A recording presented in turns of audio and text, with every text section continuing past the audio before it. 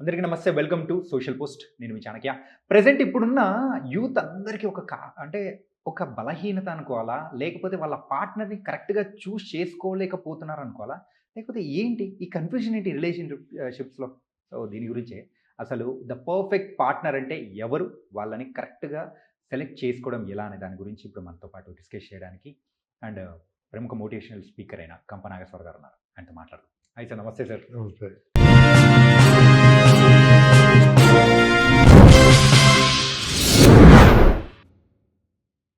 Sir, అసలు అమ్మాయి అందంగా ఉంది, లేకపోతే ఫాలోవర్స్ ఎక్కువున్నారు, లేకపోతే అమ్మాయి నాతో మాట్లాడింది అనగనగానే అందరూ లవ్ అని జెప్పేసి ఒక ట్రోమాలో పడిపోతూ ఉన్నారనమాట. సో, నిజంగా మనకు కావాల్సిన పార్ట్నర్ ఆవిడేనా? అతనేనా? అని చెప్పేసి సెలెక్ట్ చేసుకోవడం ఎలా సార్? అందుకనే ప్రీ మెరిటల్ కౌన్సిలింగ్ అనేది ఒక సబ్జెక్ట్ గనక చదువులో పెడితే ఇవన్నీ ఇబ్బందులు రావు. హ్మ్. I strongly recommend all colleges at least ఒక 2 డేస్ అయినా ప్రీ మెరిటల్ కౌన్సిలింగ్ పెట్టాలి. హ్మ్. పెళ్లి కంటే ముందు నువ్వు ఏం ఉండాలి? ఎటువంటి పెళ్లి చేసుకోవాలి? పెళ్లి చేసుకున్న తర్వాత ఎలా ఉండాలి? ఎటువంటి అమ్మాయిని, ఎటువంటి అబ్బాయిని సెలెక్ట్ చేసుకోవాలి? మీ ఇన్‌కమ్ ఎలా ఉండాలి? మీ ఇద్దరి హెల్త్ ఎలా ఉండాలి? పిల్లల్ని ఎప్పుడు కనాలి? అన్నీ ముందే మాట్లాడుకుంటే చాలా అద్భుతంగా ఉంటది. ఓకే. ఈ ఫస్ట్ ఇంప్రెషన్ ఏదైతే అట్రాక్షన్ ఉందో, ఇన్ఫాక్షన్ ఉందో దీంట్లో ఒక వయసు ప్రకారం ఉండదు బాస్. అందుకోసమే నేనేం చెప్తాను తెలుసా? ఎంత తొందరగా పెళ్లి చేస్తే అంత మంచిది. ఇప్పుడు ప్రెజెంట్ జనరేషన్‌లో అవ్వట్లేదు వినట్లే కదా కదా! సార్. వినట్లే కదా! యాహ్! నాకు 23 పెళ్లి కాకుండా అందరూ టెన్షన్ పడ్డారు. 23కి. ఇంకా పెళ్లి కాలేదు వీనికి. ఓకే. కారణం ఏంది అప్పుడు వ్యాపారం చేస్తున్నాను. బిజినెస్ చేస్తుంది కాబట్టి పిల్లని అడగలేదు. అందుకోసమే పెళ్లి కోసం జాబ్ సంపాదించుకుంటే పిల్లనిచ్చారు. వాహ్! I'm talking about those days 1986. Okay. So, అమ్మాయి గాని, అబ్బాయి గాని ఫస్ట్ ఏం చూడాలి? ఒక మామూలుగా సామెత ఉంది. గుణం చూడాలా, ఇది చూడాలా అంత కాదు. First of all whom ever you like or whom ever you love first మాట్లాడండి. డబ్బు కాదు, వెనకాల ఉన్న డబ్బు కాదు. మాట్లాడాలి. అందము ఉంటుంది. అది టెంపరరీ. ఓకే. కానీ మానసిక అందం ఉంటుంది పర్మనెంట్. అది అబ్జర్వ్ చేయాలి ఫస్ట్. వాళ్ళు ఎటువంటి వ్యక్తిత్వం ఉన్నారు? వాళ్ళు ఎటువంటి పెంపకంలో ఉన్నారు చూడాలి బాస్. అమ్మాయి కావచ్చు, అబ్బాయి కావచ్చు. హ్మ్. ఓకే. ఈ మధ్యలో మనం రోజు చూస్తున్నాం ఒక అబ్బాయి ఎవరో సమ్ కేస్ అని నడుస్తుంది కదా! యాహ్! మనం అన్నీ మాట్లాడుకోకూడదు కాబట్టి చెప్తున్నాను. హ్మ్. పెంపకంలో ప్రాబ్లమ్ అది. హ్మ్. పెంపకం కరెక్ట్ ఉంటే అలా ఎందుకు జరుగుతుంది? ఎవరైనా కావచ్చు అది. యాహ్! ఎమ్మెల్యే కొడుకు కావచ్చు, ఎంపీ కొడుకు కావచ్చు, సీఎం కొడుకు కావచ్చు, పీఎం కొడుకు కావచ్చు. పెంపకంలో ప్రాబ్లమ్ ఉంది. హ్మ్. పెంపకంలో నీకు అబ్బాయి, అమ్మాయికి టైం ఇస్తే ఇదంతా ప్రాబ్లమ్ ఉండదు కదా! టైం ఇవ్వాలి. నువ్వు దేశం ఏలు, ఇల్లు ఏలు, ఏమైనా ఏలు. నువ్వు కొడుకుని కన్నప్పుడు, కూతురు కన్నప్పుడు కూతురుతో టైం స్పెండ్ చేయాలి తండ్రి, హ్మ్. తల్లి. అప్పుడు ఇబ్బందులు కావు బాస్. ఎప్పుడైతే అమ్మా నాన్నను ముందు చూస్తున్నారో, వాళ్ళ యొక్క వ్యవహారం చూస్తున్నారో, వాళ్ళ యొక్క ప్రేమ చూస్తున్నారో, వీళ్ళకి అటువంటి అలవాట్లే వస్తాయి. హ్మ్. మీరు 90% చూసుకోండి. ఓకే. ఎక్కడైతే ఒక చిన్న అబ్బాయి ముందు, అమ్మాయి ముందు తల్లిదండ్రులు గొడవ పడుతున్నారో గ్యారంటీ వాళ్ళ మొత్తం మానసిక ఆందోళన ఉంటుంది. హ్మ్. వాళ్ళ చదువులు సరిగ్గా ఉండవు. మిగతా సరిగ్గా ఉండవు. అన్ని ఇబ్బందులే ఉంటాయి. అంటే ఇవన్నిటికి మళ్ళా రూట్ కాజ్ ఏందంటే పేరెంటింగ్ ప్రాపర్‌గా లేకపోవడం వల్ల. ఓకే. అమ్మాయి మనము సైకాలజీలో అయితే ఓళ్ళోని చూసి మాట్లాడుకోవచ్చు. రకరకాలుగా వర్డ్స్ పెట్టారు దానికి. హ్మ్. స్పిరిచువాలిటీలో ఎవరు కావాలో, ఎవరు నీకు కావాలో ఆయన రాసి పంపిస్తాడు. యాహ్! ఓకే. అది ప్రూఫ్ కాలే గాని అంతే ఇందామంతే కరెక్టే. అండ్ మన నీకొకరు వస్తున్నారు ఇంటికొస్తున్నారంటే, ఒక వైఫ్, ఒక అమ్మాయి మీ ఇంటికొస్తున్నారంటే, మన తెలుగు వాళ్ళకైతే ఫస్ట్ ఇంటి పేరు మార్చేస్తారు. యాహ్! ఇప్పుడు మార్చుకుంటలేదు వేరే సంగతి అనుకోండి. సర్టిఫికేట్‌లో ఇంటి పేరు మార్చేస్తారు. ఇంకోటి తెలుసా? గోత్రం అని ఉంటది బాస్. అవును. అన్ని ఏ క్యాస్ట్ అనేది క్యాస్ట్ కాదు ఇంపార్టెంట్. అది ఖండిస్తారు. వీళ్ళ గోత్రం తీసి వీళ్ళ గోత్రం అటాచ్ చేస్తారు. హ్మ్. ఓకే.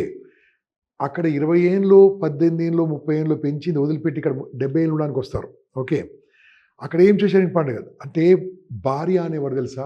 ఎక్కడో పుట్టి, ఎక్కడో పెరిగి, వాళ్ళ అమ్మ నాన్నను వదిలిపెట్టి, వాళ్ళ ఊరును వదిలిపెట్టి, ఇంటి పేరును మార్చుకొని, గోత్రాన్ని ఖండించుకొని, నీ గురించి, నీ జీవితం గురించి, నీ పిల్ల గురించి, నీ వంశం గురించి, నీతో పాటు ఉండడానికి, నీకు సేవ చేయడానికి, నిన్ను చూసుకోవడానికి, ఆరోగ్యం బాలేకుంటే పట్టించుకోవడానికి ఇంకో మాట చెప్తాను చాణక్య. హ్మ్. పోయినంక కూడా ఫోటో పెట్టుకున్న ఏకైక దేవత భార్య.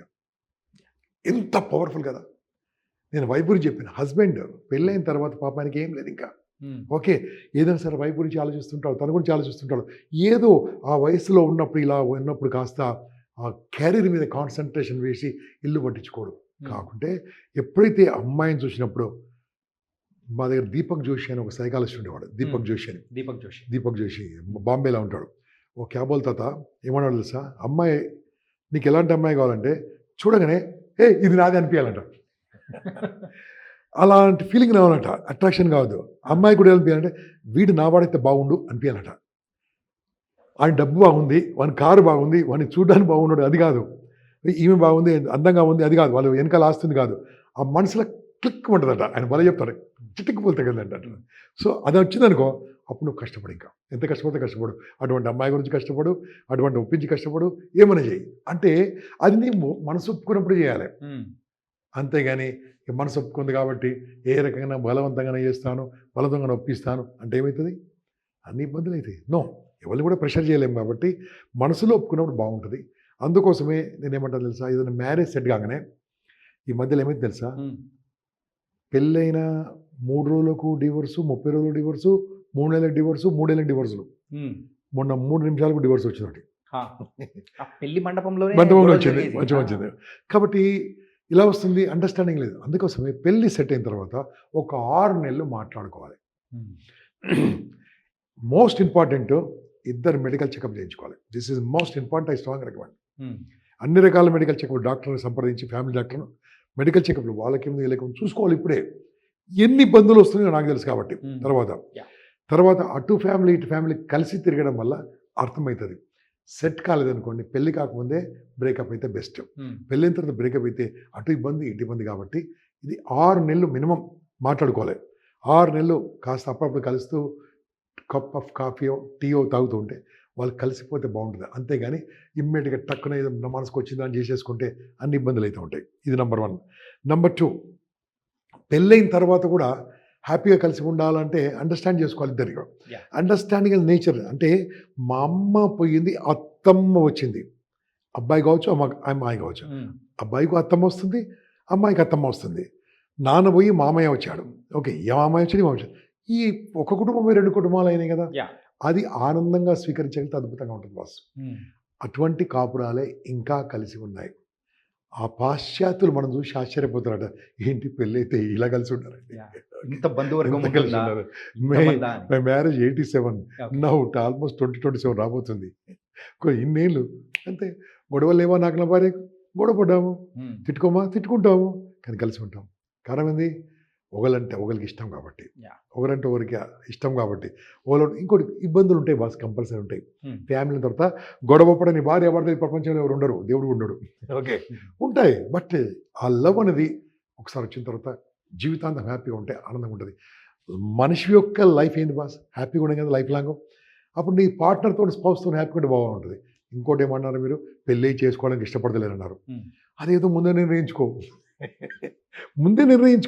పెళ్ళి చేసుకున్న తర్వాత దూరం పెట్టే బదులు పెళ్ళి చేసుకోకుండా ఊరుకు, నో ప్రాబ్లం. అలా కూడా చాలామంది ఉన్నారు, ఓకే, వాళ్ళు గొప్ప గొప్ప వాళ్ళు అయ్యారు. కానీ పెళ్లి చేసుకోవడానికి ఎవరికి బాధ పెట్టకుండా అదేదో ముందు సెట్ చేసి ముందుకెళ్తే బాగుంటుంది. దీపక్ జోషి గారు చెప్పినట్టు ఏంటంటే, ఒక అమ్మాయిని కానీ ఒక అబ్బాయిని కానీ చూసినప్పుడు చిటుక్ అని ఆ ఫీలింగ్ లో ఉంటుందని అంటారు. మరి ఇప్పుడున్న జనరేషన్ లో అన్ని చిటుకులే, ఏ అబ్బాయిని చూసినా చిటుక్కి, ఏ అమ్మాయిని చూసినా చిటుక్కి అన్నట్టు కనిపిస్తుంది కదా. మరి ఇంత కన్ఫ్యూజన్ లో ఎవరిని సెలెక్ట్ చేస్తారు? అది మళ్ళీ చెప్తున్నాను నేను, ఆ బాడీకి ఆ మైండ్కి తెలుస్తుంది. అందరు అట్రాక్ట్ గారు, అట్రాక్షన్ వేరు, మనసు లోపల కనిపించింది ఒకటి. ఓకే, కొంతమంది అరే నాదైతే బాగుంటాయి, వీడు నా వాడైతే బాగుండే అనిపిస్తాట. అనిపించిన వాళ్ళు ఈతో ఫ్రెండ్స్ చేస్తే బాగుంటుంది, వీటితో ఫ్రెండ్షిప్ చేస్తే బాగుంటుంది, వేరే ఉంటుంది. నా వాడైతే బాగుంటుందని ఫీలింగ్ వస్తుంది. ఆయన ఎంత అనుభవంతో చెప్పాడు, ఓకే. కాబట్టి అటువంటి ఫీలింగ్ వచ్చినప్పుడు మాత్రం వదలకంటాడు ఆయన. సో ఎవరికి వచ్చిందో నాకు తెలియదు, వస్తే మాత్రం వదలకండి. కానీ ఇట్లాంటి అనుభవాల నుంచే సినిమాలలో మనం చూపిస్తూ ఉంటాం సార్. అంటే కొంచెం ఎగ్జాజరేట్ చేసి చెప్పడం కోసమే గాలి, మెరుపులు, ఉరుములు అనేది క్రియేట్ చేశారు వాళ్ళ సినిమాలో, అలాగే ఉంటాయి కదా. కానీ నైస్ సార్. ఏంటంటే ఒక పార్ట్నర్ని అంటే పర్ఫెక్ట్గా సెట్, అంటే తన నాది అని అనుకోవడానికి ఒక ఫీలింగ్ అనేది మనసులోంచి వస్తుంది. 2 శరీరాలు ఒకటే మాట, 2 శరీరాలు ఒకటే ఆత్మ, 2 శరీరాలు ఒకటే మనసు. That is beautiful life. కానీ కొట్టాటలు గ్యారెంటీ ఉంటాయి, అది పక్కా ఉంటుంది. లేకుంటే ఏం మజా ఉంటుంది. మీరు అన్నారు చూసారా, దేవుడికే మనం అన్ని పురాణాలు అన్నింటిలో కూడా ఉన్నాయి వాళ్ళకు, ఓకే. కానీ అప్పుడు ఎంత అద్భుతంగా ఉంది. ఇది కూడా అంతే.